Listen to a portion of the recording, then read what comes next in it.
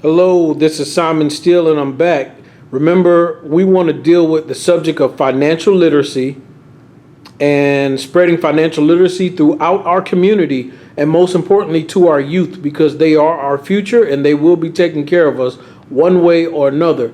So, what we want to deal with today is our root, our base, our foundation from what a lot of our videos are about anyway, and what it started with, and that's budget tips for your emergency fund. Your emergency fund is just as big as part of your budget as the expenses and the income. So we want to make sure that we deal with the emergency fund with our budget, because you have to actually budget to create an emergency fund unless you already have the money sitting to the side. So when we deal with an emergency fund, we want to make sure we have the right amount set to the side. And so we'll deal with what most people say we should have. And you should have for your emergency fund a short term and a long term. You got to have a quick, short emergency fund, and you need to have a long term emergency fund. So let's deal with the two. You know, most common with people like Dave Ramsey and others as well, they'll tell you your short term emergency fund, you should have $1,000 in there. And that $1,000 covers, quick, short emergencies that you may deal with. And some people may not have $1,000 to start off with. So you start your short term emergency fund with whatever you have. You might start off with $200 and you have to build it up. And each month just sit another $50 over there till you get it to $1,000. But that short-term emergency fund will help you. It might be car repairs. It could be a flat tire. Whatever the case may be, you need a short-term emergency fund. We'll deal with some other things as well. If you don't have $1,000, then start with $500 if that's be the case. Also, we want to make sure this short-term emergency fund that we keep the cash on hand. In other words, have this cash within reach, something that you can get to in case there's an emergency. There may be a power outage and you need to get a hotel for your family out of town. You may have to travel because of this emergency. Like I said, you may have to use it for repairs, some basic repairs or something that just randomly happens out of the blue, unexpected. You know, it may be a hurricane on the way. Who knows? ATM machines may be out, stores may be closed. So you want to have cash so that you can travel, put some gas in the car, whatever the case may be. So keep about 500 with you, maybe on, not necessarily on hand, maybe at the house, however you need to, something that you can get to, because you don't know when you'll get to the next bank depending on what the emergency is. That's your short term. So let's also deal with the emergency fund long term. Also, it's advised long term for your emergency fund to have at least 3 to 6 months. You want to have 3 to 6 months worth of funds set to the side, and we'll deal with the amount of that 3 to 6 month fund in a second.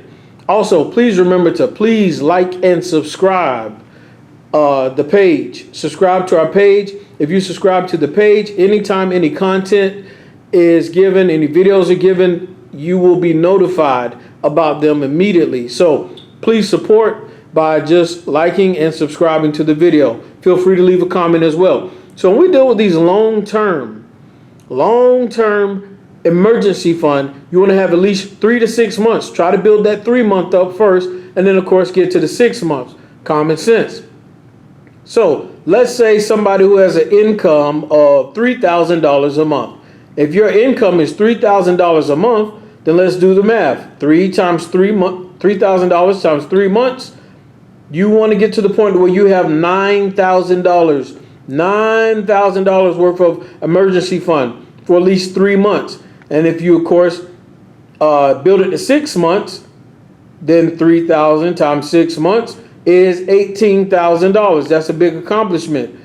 And it's important that we have these because we do know emergencies happen. Let's give some examples. Let's say you're laid off from work. If you're laid off from work or you get fired from work, at least you have a couple months where you can still maintain every bill that you have without missing a beat, without hurting for anything, without struggling, because you already have the money set to the side. This gives you time to go find another job or take care of whatever you need to take care of without hitting the panic button. So next, you might have a medical issue where you can no longer work.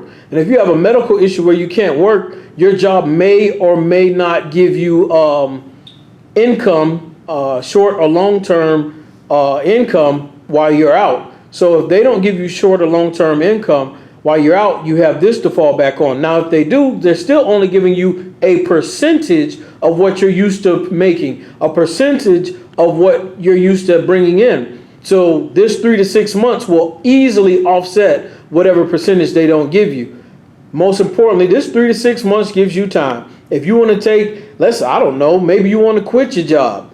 If you just get frustrated and want to quit, and you got 3 to 6 months worth of income to give you time to find another job or make another move, that gives you flexibility. So we understand that this emergency fund is a big part of our budget. We talked about budgeting a couple months ago, and I want to make sure that you all understand we're not leaving the subject of budget. We just dealt with some other things. You can go to my page and my YouTube channel and find all types of other information about real estate, about stocks, about budgets, teaching your kids budgets. So when we deal with the expenses, last thing that I'm going to deal with before I end this, remember in this 3 to 6 months, there's things you want to include in there so you don't mess up your budget. And I'll give you a few. You want to remember all your basic expenses, all your bills. Once again, make sure that you please like and subscribe the video, and I appreciate it. Some of the basic expenses people may forget, 2 of them. Don't forget the gas and the groceries. You still need those in that 3 to 6 months. Besides just the regular ones that you're used to seeing come in the mail that you have to pay, like your mortgage or your rent or your electric bill, your water bill. All of that's included, but include gas and groceries, the tags on your car. 3 to 6 months, the likelihood of you getting to the part where your birthday comes, you got to renew your tags. Keep that in there as well. Property tax on your house. Now, if your house isn't paid off, you may have that already tied into your mortgage payment. If your house is paid off, you got to remember that you need to have that as well. Also, health care. You know, depending on if you have medicine that you pick up every month, make sure you have that in your budget as well. And any memberships you have, if you're a part of a group or something, or you may have a membership to a gym, the YMCA, or Planet Fitness. But ladies and gentlemen, I appreciate you taking time to watch. Make sure you include all those expenses into your regular budget. And remember that your emergency fund is just as important part of your budget as the income and your expenses. All right, go be great.